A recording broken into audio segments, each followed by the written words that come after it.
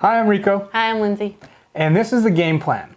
Today what we're going to do is a top 5 games of games that we've only played once but would really like to see get to the table again. Maybe you might want to call it our hotness list. Oh, that'd be good. I thought about calling it a hotness list or something like that, but so for me, when I am making a decision as to where, say, a game would fit in my top 100, I have to have played the game at least 5 times, just a personal thing. And so technically my hotness list is 4 or less.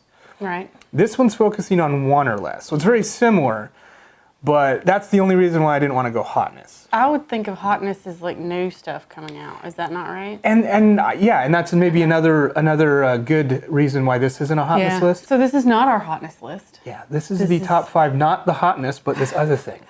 We only played it once. So we're going to do again. I'm going to do 5, she's going to do 5, but then I'm going to choose her 5, and she's going to choose my 5, and the order that they need to be in. Last time she won. 2-1. 2-1. And this time, she will probably win also. I think I'm guaranteed on one of his, but I'm not sure. I think I don't know that I've gotten any. I think maybe I'll get the games, but the position. Yeah. I don't know. I was really surprised by some of the games that I've only played once and I haven't gone back and played again. And as I was looking, I was excited about quite a few of them. So I think I had 15 on my... And that's the major reason why I think I'm not going to do well is because I thought I'd get like, oh yeah, I'm sure there's going to be a dozen there that she'd like, but I was only able to pick out like maybe 7 of them. And I'm like, oh, I think these will work. And I had quite a few for him too, so I don't know. We'll see. Okay, so starting with number 5. My number 5, she's not going to get this. This is the only one that I know for sure she won't get, because she'll be, right now, ready for her face, she's going to be like, what? Memoir 44. Ugh, no. Okay, not the exact same face I was thinking, but she didn't, there's no way. I did not like that game. And there's no way that you thought that'd be on my list. No way. I mean, it didn't even register. Yeah, I thought that might be the case, and so I'm guessing you didn't get that right. No, skimmed right over that. So with Memoir 44, I think it's a little. I kind of surprised myself with this one actually. I had gotten my top 4, like really. So I'd made a list of maybe 15, and 4 of them jumped out right away. Like yeah, absolutely. And then the last ones, I was kind of deciding to myself, what is it about it that makes me want to play again? Some of them might be maybe I just didn't quite get the game well enough the first time, or maybe I made us quit playing halfway through.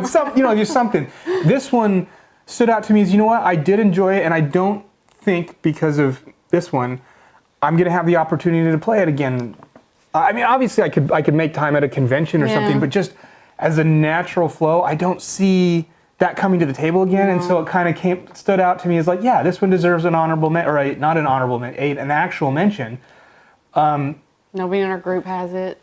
Yeah, nobody in our group. This is not the type of game that we typically play, and I enjoyed it. I thought it was fun, and obviously it's in my top 5 there. But what I really liked about it, it was kind of the simplicity and the potential for variability. Like, I know that there's tons of expansions. We only played one scenario. I don't even know if it was the base. It was totally just a learning game at a convention once. And I just saw there's so much potential here, and I think it could be a lot of fun if you could get in with, one other person who has the same level of enthusiasm as you in this game. It's very light. I know as far as war games go, it's going to be one of the lightest that you can get into, which might have and also been kind of from the appeal for me. I have zero basically experience with war games, and just the concept of them and the way I've hear them described, they seem a little overwhelming. Like some of these, advanced squad leaders that can take, 6 months to complete and all this kind of stuff. I'm like, what?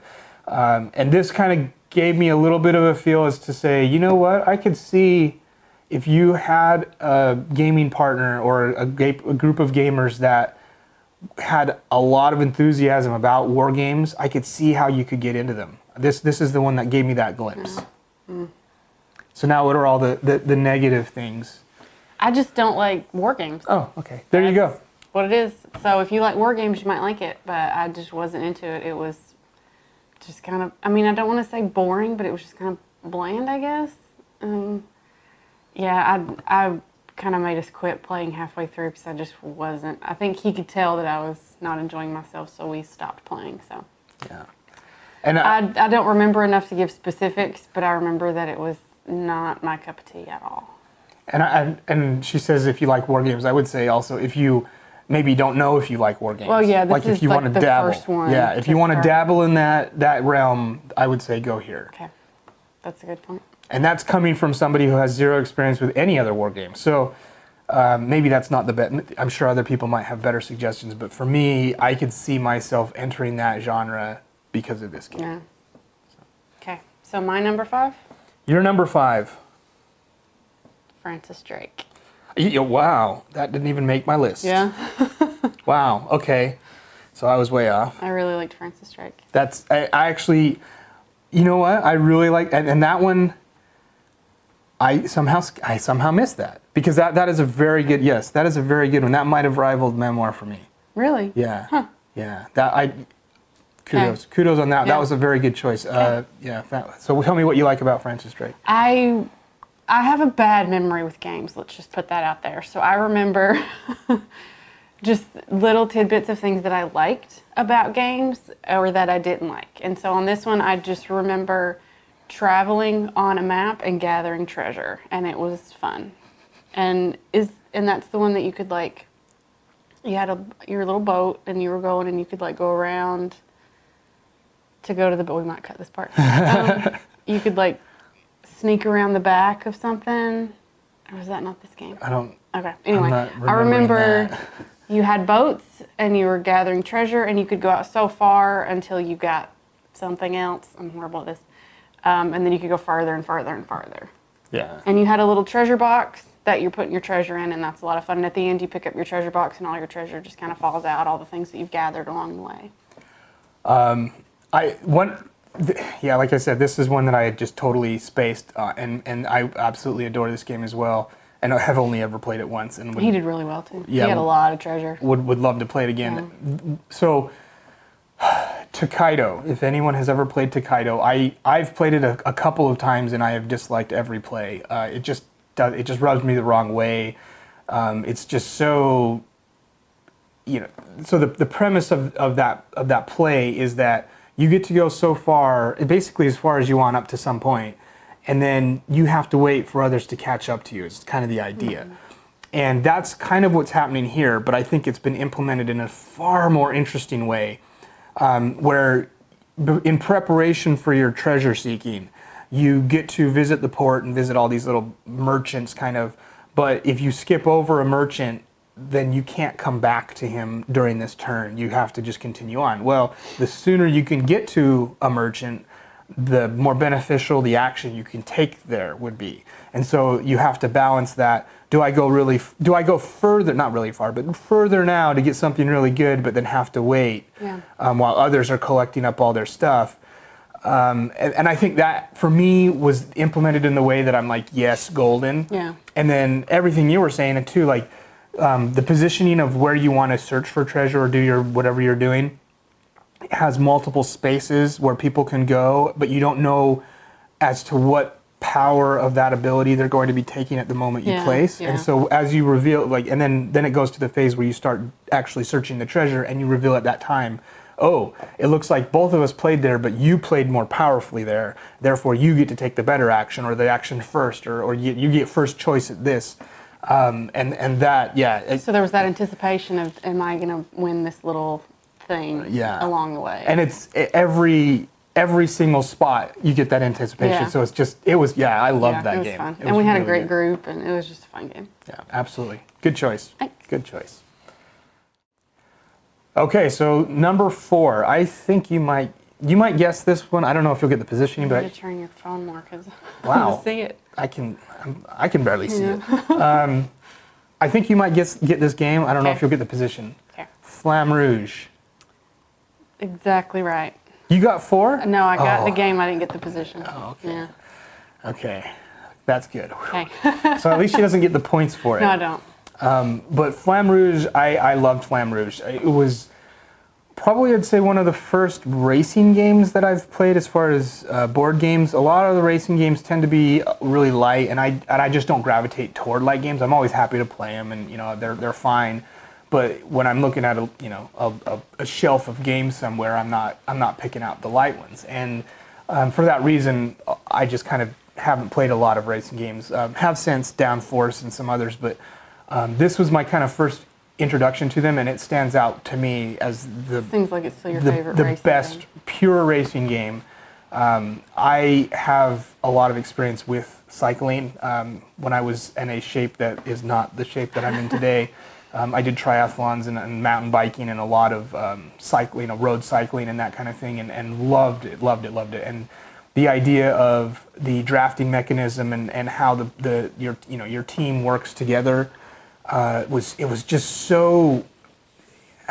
so accurate to the way that it plays, right? You do have a whole, in real life, a whole group. In this case, in the game, you only have two, but in real life, you have a whole group of people who are really only supporting one person.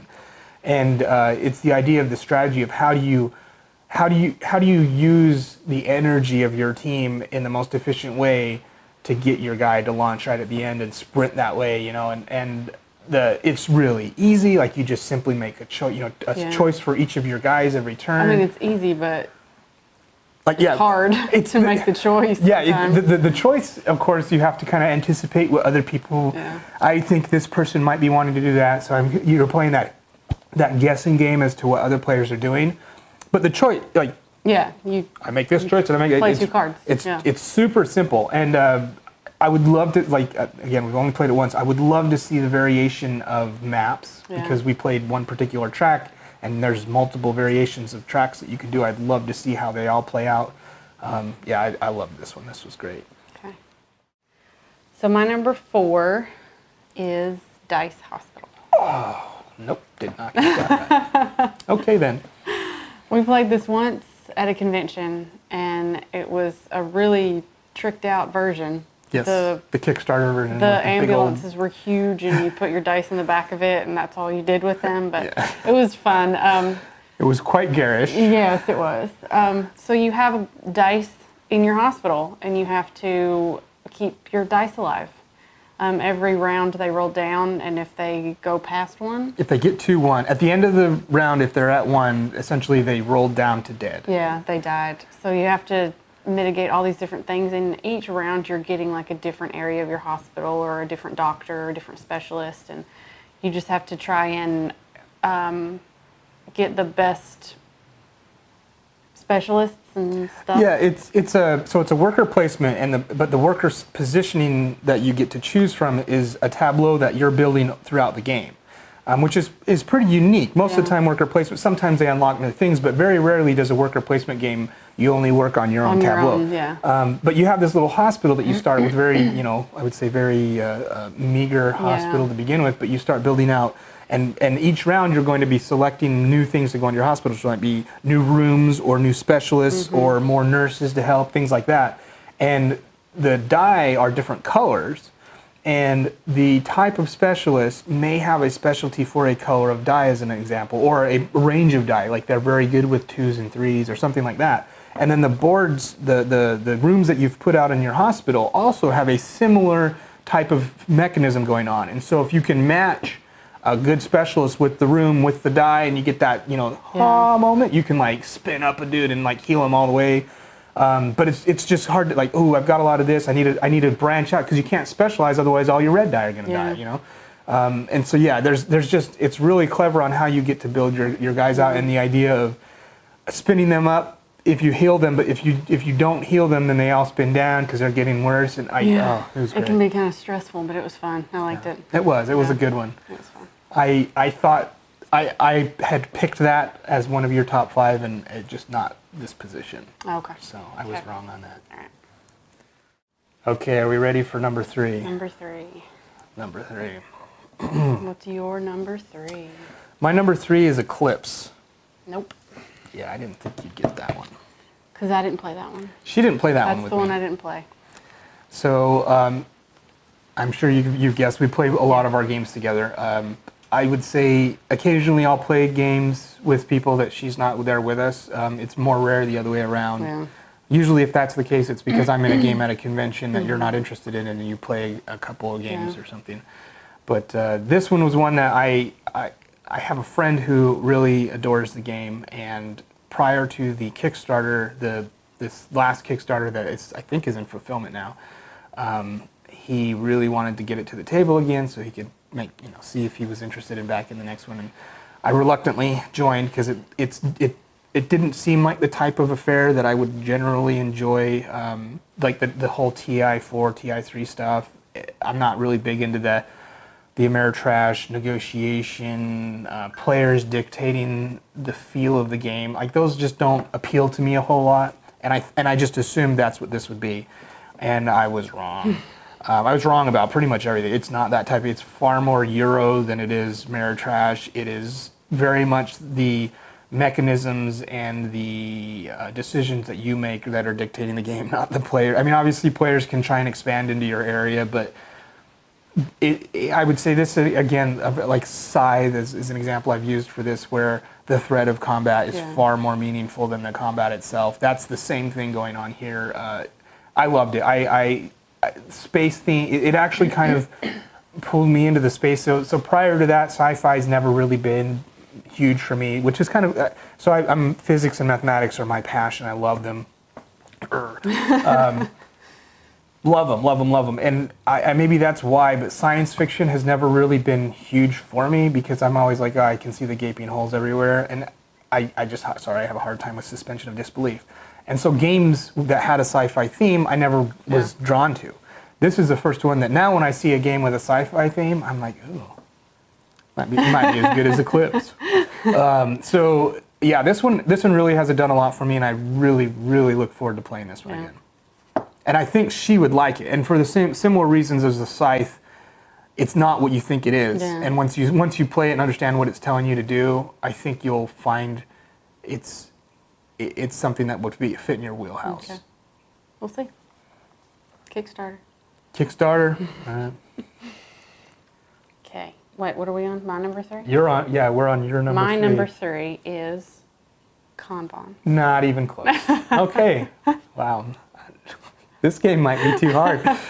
Okay, Kanban, good choice. Yeah. Good choice. We played it once a long time ago, like 3 years ago? 3 years ago. Yeah, it's been a while. And for some reason we haven't played it again. And we own it. Yeah, it's on our shelf and we still haven't played it again. So the Shelf of Shame for me is a game we haven't played. So I need to put this one back on the Shelf of Shame so that I'm like shamed into playing it, because you're absolutely right.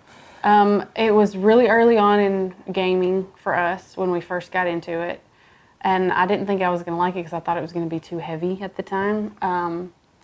I didn't know if I was even going to like playing games that much, and we played it, and it was really easy to follow and easy to understand, and there's a lot of choices, there's a lot of moving parts, but it was really easy to follow once you start going, and you're much better at explaining games, so I'll let you do that part. Yeah, I think she kind of alluded to what was such an appeal for me, and I think this is common for the Lacerda games. They're heavy, there's a lot of stuff going on, but they're put together in such an elegant way that when you understand what you can do, it almost feels natural, and like there's no other way to do it. Like this is put together in a way that builds on itself so well that once you see that flow happen, you look and say, sure, absolutely, there's no other way that should happen. That just makes sense. Yeah. And I think that game captures it really well. It's just you're building cars. Yeah, you're a Kanban, which is a term that actually was derived from car manufacturing in Japan, and that's exactly what you are. You're a manager of a car factory, and you're doing everything from design to testing to building, and you have your manager following you around and inspecting things, so you got to keep her happy. Yeah, and she can be quite mean. Yeah. I understand. So we played our first game. We were told to try it with the nice manager, but it seems like every time I see people talk about it, it's way better with the mean manager. Well, maybe now that we're gamers. We should try. We should try it again. Yes, we will. I very much enjoyed the game as well, so that's a good choice. I stand by our Number 3, Yeah. Kanban. All right, number Okay, 2. Number 2. What's your number 2? It keeps dying. Okay, what's your number 2? So my number 2 is Kanban. I did not get that one. You didn't? No. Okay. I think you'll get my first one. I do too. I am almost certain I I'm will pretty- not get your first. Well, maybe. I don't know. Maybe. Okay, we'll see in a sec. see, But yeah. so, yeah, we've already talked about Kanban, and I recommend it. Yes. Clearly we both do. Yeah. Seal of approval. All right, Okay. so you're number 2? My number 2 is Om. Whoa. Yeah. Okay, nope, did not see that coming at all. Wow. Yeah. You like that I one, huh? did. I liked it. Good. And I did too. We got to play that one. It was just a few months ago Yeah. with some friends of ours here, and they kind of pulled it out. They knew. Have they just purchased it? No, wasn't they'd had it for a while, but okay. they have it's kind of great. They have a lot of games, we have a lot of games, and there's very little overlap. And I'm finding that's because they are more experimental with the flavor of games that they choose, whereas we're kind of like, we go to the restaurant and order the same thing every time. Like we have a very select niche of games that we really enjoy, and we just try and build those out. Yeah. And this one was one that kind of would fit into what our niche would be that they owned that we didn't. And so I think they brought it out for that reason. Like, hey, it seems like you guys are going to like this. And they were right. Yeah, That was a good that one. was good. It's a dry Euro, but it has really great thinky little, so you can only focus on so much of the board at a time. Yeah. And you're trying to gain territories within parts of the board that are either in play now or will be in play later, because as people use those, if you own them, they become more powerful. A little bit of set collection in there. Yeah. It had a lot of stuff that I liked. Yeah, it had really good decisions. I think it was a big surprise. It's a Castles of Burgundy style, looks a little bit drab. Yeah. It looks And a little bit. It took me a little while to even understand what was going on, because there was a lot happening. Yeah, But once you get the flow of it, it's a lot of fun. I'd say it's a good solid medium weight Euro. Yeah. If you like those, I would say the classic feels. The Castles of Burgundy is a great example. Puerto Rico is another great example. Power Grid. There's kind of the classic feel. This one is newer than those, but it has that classic feel and look. And so if you're interested in any of those types of games, I would definitely give that one a try. I liked it. All right. Okay, so we haven't gotten either. Okay, so No points. So she's gonna win. Because I'm gonna get 1 point. She's gonna get this one. Yeah. I'm sure, and I might still get yours. I don't know if you will or not. I might still. Okay, so my number 1 is Food Chain Magnate. So this was a game that over the years I've heard people talk about, and I like the heavier games generally. This one seemed a little bit off to me though. It didn't quite seem like the standard type of game that I like. It's not a worker placement. I'm not even sure what the mechanisms are on that, but it's speculation. Okay, so here's the deal. You are essentially a CEO, and every turn you need to decide of the people you have in your company who's going to be doing what, and each person has a very specific influence against other people or against abilities that you have in the game. And so you begin by structuring out who's going to be in play this round, or I'm not even sure, it's supposed to be a year. Yeah, I'm not sure what the time frame is per round, season, but you're picking out, okay, this is my structure, and then everyone else is on vacation type of an idea. And as part of that structure, those people can hire more people, the recruiters. There's people who are specializing in delivering items, drinks or something. There are people who are gurus that can help with morale type of stuff, I guess. There are management type, there are non-management type, there's advertising. It just goes on and on and on. And so there are many, many phases throughout the round that a lot of, these particular people you've chosen will affect this phase, these particular people will affect this phase. And so right up front, you have to plan out your entire round. Yeah. And we're talking to a T, because this is a game that is not forgiving. If you are a player who relies on catch-up mechanisms because you're going to play from the hip and just we'll see how it goes. You're going to do horribly, and if you're fine doing horribly, then great. But if you are somebody who likes to play that way and likes to see some level of success, go ahead and skip this one. Yeah. In our play, we played with a gentleman who had owned the game, obviously very good at the game, and we played through basically the short half of a game, and we got to the point. Lindsay, bless her heart, I just couldn't get it. She wasn't. I just couldn't get it. It wasn't clicking, and so we decided to cut it a little short. But it was okay because the round that we finished cutting it short on, I realized how unforgiving it could be if you don't do exactly right. And it wasn't that I was making poor decisions. It's just the other player was more experienced and knew how to counter the decisions I was making. And he was about to just destroy us. And that was at the end of the round. It became very clear. Oh, this can happen, and it would have just been a runaway for him. So there was no reason really to finish the game. But man, there's just me thinking through what I wanted to do and like my options and the variety, like the decision tree is just immense. Oh, and I just found myself not knowing what to do, like not even analysis paralysis of just like, I just don't know what to do. So he was basically playing 2 games because I was just asking him every time what to do. And I just don't like that at all. And I found it to be enjoyable. Yeah, he was really enjoying it. And I felt bad, but it's just, I wasn't getting it. And it's just one of those things, I'm just going to skip it next time and he can play it for hours and hours. This is a game that would be in my collection if she had any interest in play. Even if it was like, I'll play it every, once a year even. I'd own that baby. Yeah. It's not pretty. It's not. It's not a pretty game at all. And unfortunately, I think it's not. And it's overpriced. For what it is. So it's from a small publisher that specializes in very unique style games like this. Yeah. And as I understand it, their reputation is precedes them as far as the quality of the product that they provide. But because it's usually very small print runs, because it's a very niche audience, they don't get as good looking and as high quality of production for the price. So as an example, this game ranges typically around $100, and the production value is probably something like a $35 or $40 game. It's not. If it wasn't so expensive and so just kind of... Yeah, if this was a $40 or $50 game, I'd just buy it just because so I could have it whenever I wanted it. But $100 is... It's a little steep. It's a little steep when somebody won't ever play it with you. I'm not going to play it.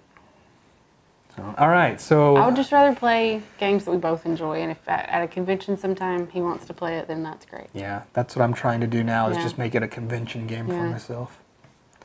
Okay. So you're winning 1-0. Yep. This is my last chance for a tie. Do you want to guess?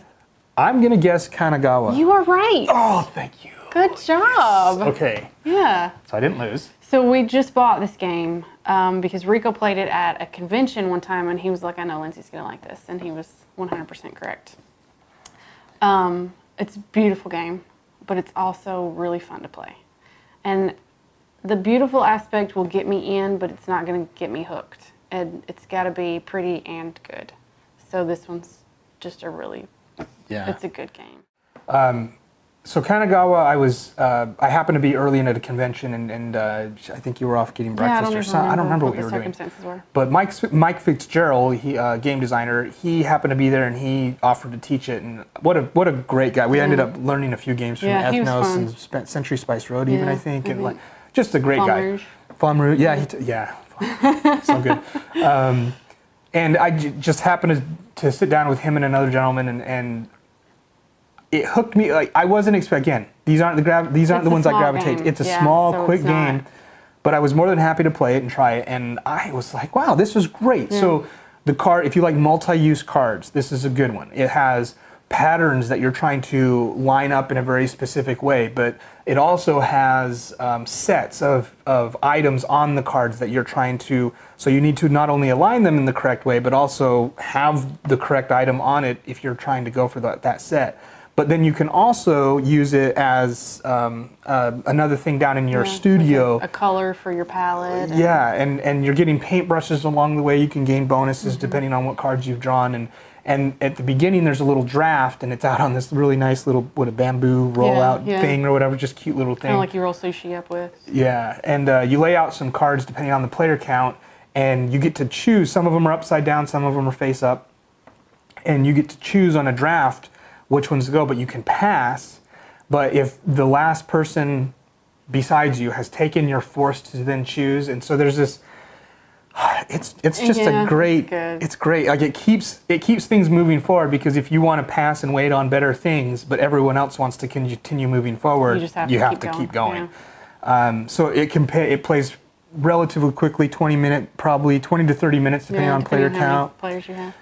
We played it in like 40 minutes, and there were 2 new players. Yeah, 2 new players, teaching them 40 minutes tops, and I would say 4 people who know how to play it can play it in 20. Yeah. Like you can just play it, and it's again very, very pretty artwork. It's an Asian influence. Yeah. Good choice. Yeah. I've played it twice. Otherwise, it would have probably been an honorable mention for me. It's one of those that, again, because of what my wheelhouse typically is, it stands out because it's one that I would actually ask to play, and it's not a typical game for me. It's a good one. I like it. It's a nice little intro or palate cleanser or something like that. For sure. Yeah. Okay. So we did some honorable mention this time, because there were so many that we had to choose from. So what is your first honorable mention? Okay, I didn't put my honorable mention on here. Okay, my honorable mention, my first one is Takanoko. Takanoko? Yeah. Really? Just because it was so cute? Probably. Okay. And I had a really fun time playing it, but we had our normal game group is us and another couple, and it's just fun playing with them, and I just liked it. Yeah, it is definitely cute if you like the components as a little panda, and they're little, like they're almost toys. They're painted, and then there's little bamboo trees that you're building that they're eating, and you're moving the pandas around. There's actually 2 pandas that you can control. I don't know. That's the expansion. And that's what they had an expansion or more, and I don't know of what was available they were playing with. I know the lady panda was, but I don't know what else. Yeah, and I don't know if there were more that we didn't play with. I really don't know, but but you're expanding the area, and you're putting out different kinds of land, and it was just a cute little fun game. It was cute. Yeah. It definitely was a cute game. I just had fun playing it. That's one I will pass on. Okay. You can do that. I'll play Food Chain Magnate. Yeah. Okay. So my first honorable mention is the networks. Yeah, I liked that one. Yeah. This is one I feel like this is the always a bridesmaid, never a bride situation for me. And the reason I say that is because I do think it's a very fun game, and I do think that a lot of people will enjoy it. It's cute, it's funny. If you have watched television as a kid growing up, you're gonna get the idea. There's references. It's pop culture-esque references, not necessarily specific ones, but you just would get it. It was a lot of fun. And it never makes my top X list of any particular thing that it might fit into for some reason. We played it so long ago, and it was with a guy who wasn't very emotive, and so we couldn't really tell what was going on there. And you know that when you're teaching someone a game or playing with someone, and you want some visual feedback, are you into this? Yeah. Are you enjoying it at all? And this guy was like stoic, stone-faced. Yeah. Yep. It was just pretty much exactly. And I'm like, I get my enjoyment of the game isn't hinged on necessarily on someone else's enjoyment of the game, but it is kind of nice to have a social interaction for social games. A little uncomfortable. And he just wasn't a social cat, so it's like a little awkward. But the game, and I thought this was one of those games that was going to be way more complicated than it actually was, because I heard that I thought it was going to be kind of like the Gallerist, like a lot happening. Whoa. Yeah. Wow. Okay. And this was a long time ago before I, really knew much about gaming, but that's what I thought. I thought they were going to be on the same level, but they were not at all. The Networks was way simpler and more relaxed and fun. This is what I call kind of silly. Gateway Plus. Yeah. I probably wouldn't introduce it to brand new gamers, depending on if someone has been playing, say, video games their whole life, they'd probably be all right with this. But if they just aren't gamers, or they've only been playing Mahjong or something like that, I'd probably skip this as a plus. But I mean, it's lighter than most games that I've taught as to first time gamers too. So this is it's a good one. It's one that we just need to play again. Mm-hmm. And it's one that, again, because it's the whole bridesmaid, never bride, I never really put it on the wish list to buy it. It's just always been, like, I look at, like, okay, I need to buy some games. I need something new to my collection. I'm going to go out and buy 2 or 3 games. This one's always the 4th game. Just kind of skipped over, yeah. Every time, the 4th game. Well, actually, it might be the 5th game, and Flamme Rouge is always the 4th for some reason. I don't know why. Yeah, we still don't own Flamme Rouge. Okay, so... So my number 1 honorable mention was Elysium. Oh, see, and okay, so I had chosen Elysium as your number 4. So I was a little bit off on that, I guess. It was good. I like the theme. I like the gods, goddesses kind of theme. I've always kind of been interested in that stuff. Card play. Yeah. Drafting? Would you say drafting? I don't remember the draft. See, that's the thing. We only played it the one time. I don't remember exactly how it plays out, like the mechanisms, but I do remember cards out. Yeah, you have a tableau. I think you do draft them. Yeah. There's a tableau that you're building, and it's one of those. You're trying to combo, kind of engine building a little bit engine building. Yeah, this thing will influence this later, so I'll go ahead and get that type of a thing. But yeah, the theme and flow of the game was way good. Yeah. I was very surprised. I'd heard good things, and so this happened to be at a game store. Yeah, it was like an International Tabletop Day thing or something, and we just happened to walk into the game store. Everybody was engaged. Well, we'll just play a quick game until other people are free, and we can start playing with other people. And we just grabbed this one because we'd heard good things, and absolutely, it was great. It was a little more involved than I thought it was going to be. I thought it was going to be like a quick thing, but it was a little longer, but that was fine with me. It was fun. I could see again, God, goddesses, you pick like a faction that you're playing with, and the number of factions that are available, I'm like, my goodness, you could play this for years and never do the same thing twice. It was so much available, and it seemed very streamlined, like there was, say, trimmed the fat. I think what I think for this game, the reason this game is as good as it is because I think there was very good game development. Like they had a design in place, and they trimmed out everything that wasn't necessary to get just the best experience for that game. And I don't feel like it gets the attention it deserves. Absolutely not. I feel like people talk about Ethnos more, kind of as a card game. Yeah. And that one's not as fun to me at all. Not even close. Yeah, I don't even. Yeah, this one is absolutely fantastic. Yeah, I really liked it. Okay, I have one more honorable mention. Okay. Did you have 3 or did you have 2? 2. Okay. Do you have 3? No. Okay. So my other honorable mention, which I thought you were going to pick as one of my top 5, is Brass Lancashire. Yeah, I just put Brass on here because I didn't know which one. Because to me, it's the one I'm playing at the time that I like more. So I'm not sure. To me, and this, I'm going to stand by this, and people can hate me as much as they want. They should be one game. And one side of the board is Lancashire, the other side of the board is Birmingham, and it's just a variant. It's not. I don't need to buy 2 $60 games. It's the same components and everything. Right? For the most part, like again, this is like a variant. Like instead of using these boards, use these boards instead, and then pretty much change the way that the international trading works, and you've got the same game. So that's why I just put Brass. Yeah, and I say that very flippantly. Fantastic, both of them. I could understand someone owning both in their collection. I happen to like Lancashire just a smidge more, but I totally get the whole whatever one I'm playing.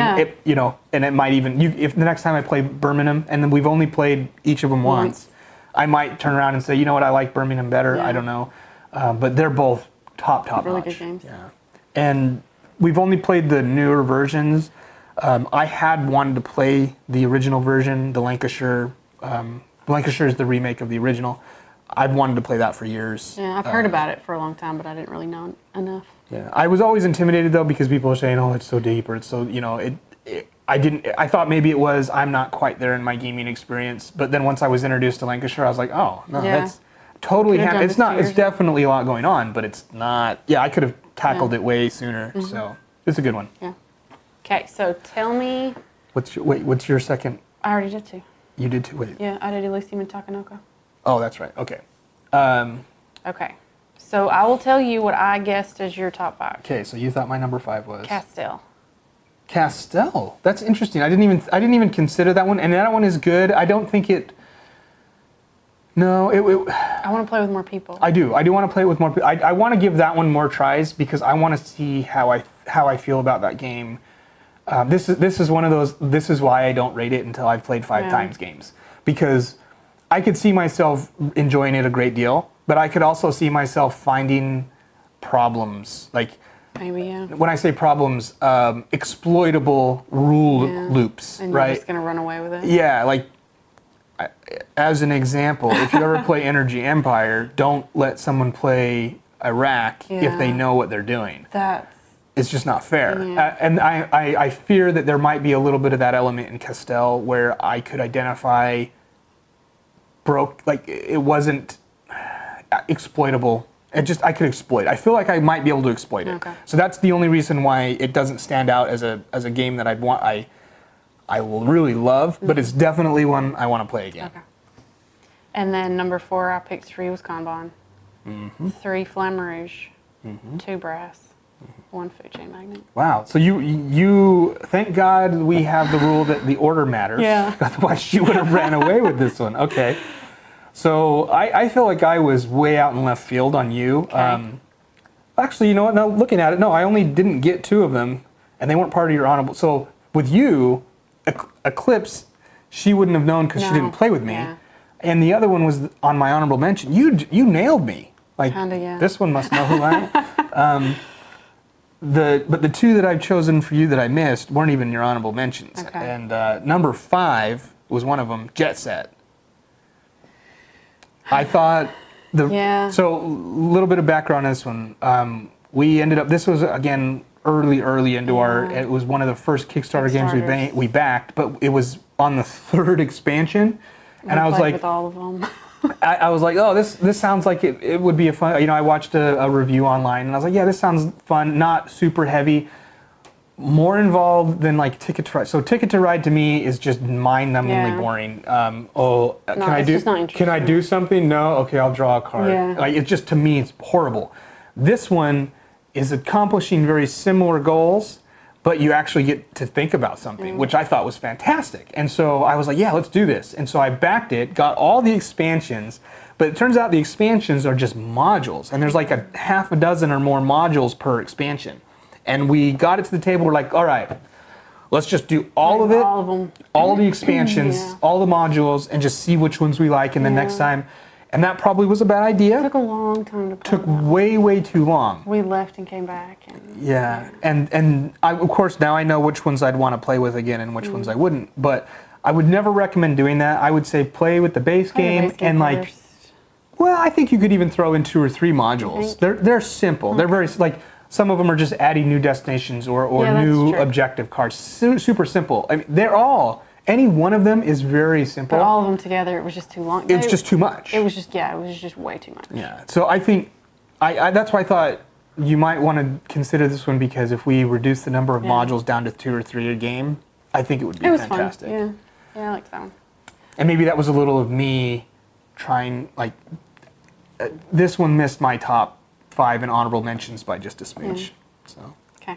And then so then the number 4 that I thought was Elysium, but that was, and then number 3, which I did not get, and I still am surprised because I thought this would be at least an honorable mention, is Hadara. I thought that was going to be on yours too. Really? Yeah. Oh. And I left it off. Okay.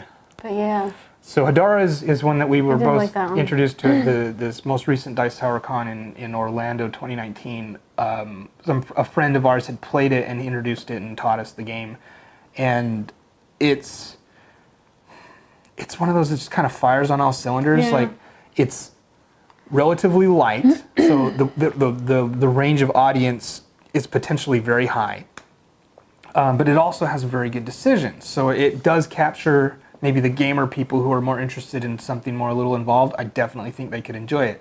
You have an engine that you're building, but you have to be very cautious about what's the word I'm looking for? Committing to more than you can afford to. Yeah, money's tight. Money is very tight, but it's also one that's very heavy in simultaneous play. There are phases that do have a player order, if you will, but for the most part, a lot of the game is just everyone deciding what they're going to be doing with their tableau, all at the same time. So it can move very quickly.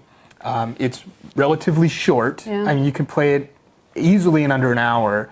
If everyone knows what they're doing. If everyone knows what they're doing. I would say if you have 4 people who really have played the game, 3 or 4 times or more, 45 minutes. Yeah. Like, it's a quick game.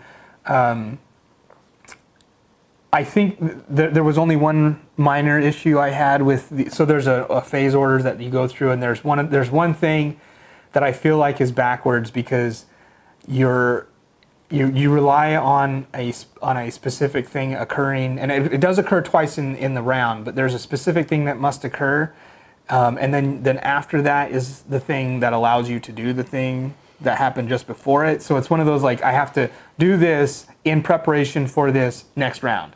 And I feel like, just logically, like thematically even, this even made more sense, because you're building monuments and stuff like that, and this should occur within your civilization, within your timeline before this anyway. So that was one thing that kind of has always twerked me, is not only as a thematic, but as just a general game flow, it feels more natural to do this. And it's maybe they're wanting that, like, I have to plan for next turn to happen, but engine building games in general require that, right? Like, if you want to do well, you're going to have to be thinking about your next rounds already. So I thought that was, if that's their intent, it's like, yeah, we'll force them to think forward. You're already doing that, so I don't know why you did. That's my only issue, and it's I just went on for probably longer than I needed to for something that is that big of an issue. Yeah. But yeah, it was on my notes. There were things that just kept kind of pushing it down. yeah, I found that for myself, and I was like, oh, I thought for sure I would enjoy this one more. Yeah. But there were 2 things I wanted to mention, kind of as honorable. I'm cheating. Yeah. Because Cheating big time. I am. Because of my number 1 and my number 3 have like an honorable version. Okay. The reason that I would consider this game instead of that game type of a thing. So number 3 was Eclipse. Master of the Galaxy. Do you recall that was with Rick? It's a space exploration game. Okay, so anyway. Don't at all. So Master of the Galaxy, to me, is Eclipse Light. It doesn't offer near the number of decisions or satisfaction, in my opinion. It's going to play maybe 80% of the time, so it's not quite as long. But it offers only about 50% of the satisfaction of Eclipse. And so that's why I could see someone enjoying this, and I would totally understand. And if they said, hey, let's play Master of the Galaxy, I'd say, absolutely, but let's do Eclipse instead. It's one of those, because it's going to take a little bit longer, but you're going to get so much more satisfaction out of it. So that was kind of my, I don't remember that game at all. And then Food Chain Magnate, because some people just aren't into it, I would recommend the Smartphone Inc. Yeah. I think it gave, in a much simpler package, similar kind of thought processes going on. A little bit abstract. I for some reason got a similar vibe out of Smartphone Inc. as I did to Food Chain Magnate. But for me, pound for pound, Food Chain Magnate will blow Smartphone Inc. out of the water. Yeah, but I'll play Smartphone Inc. But that's the thing. So, yeah. If she'll play with me, maybe it's worth the concession, right? I don't know. Yeah. So those are my cheaters. Okay. Okay. Well, Yeah, we've cheated for long enough. Yeah, I think so. Thanks for joining us. Thank you. Look forward to maybe some more topics. Yeah, in and the let us future. know what your favorite one-time plays are. Yeah, I'd be interested I think it's to an find interesting out. topic. Yeah, you rarely hear anyone talk about that. Yeah. Like, this is the game I've only played once, but man, Yeah. love to hear it. Okay. Thanks, guys.